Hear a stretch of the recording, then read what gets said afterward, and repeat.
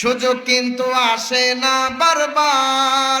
ও মুসলমান, গর্ব এবার কোরআনের সরকার। সকলে, সুযোগ কিন্তু আসে না বারবার।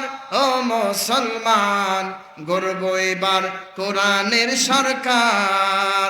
গর্ব এবার কোরআনের সরকার। কোথায় রইলেন হাজি গাজী, কোথায় রইলেন হাজি গাজী, দিন কায়েমের হয়ে যান রাজি। কোথায় রইলেন হাজি গাজী, কোথায় রইলেন হাজি গাজী, দিন কায়েমের হয়ে যান রাজি। একই ভুল করবেন না বারবার। ও মুসলমান, গর্ব এবার কোরআনের সরকার। ঠিক কিনা বলেন? গর্ব এবার কোরআনের সরকার। ও মুসলমান, গর্ব এবার কোরআনের সরকার। সুযোগ কিন্তু আসে না বারবার। ও মুসলমান, গর্ব এবার কোরআনের সরকার।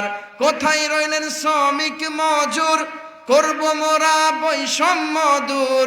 কোথায় রইলেন শ্রমিক মজুর, কোথায় রইলেন শ্রমিক মজুর, গর্ব মোরা বৈষম্য দূর। সবাই পাবে ন্যায্য অধিকার।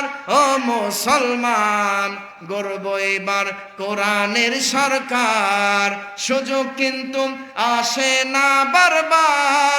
ও মুসলমান, গর্ব এবার কোরআনের সরকার। ঠিক কিনা বলেন?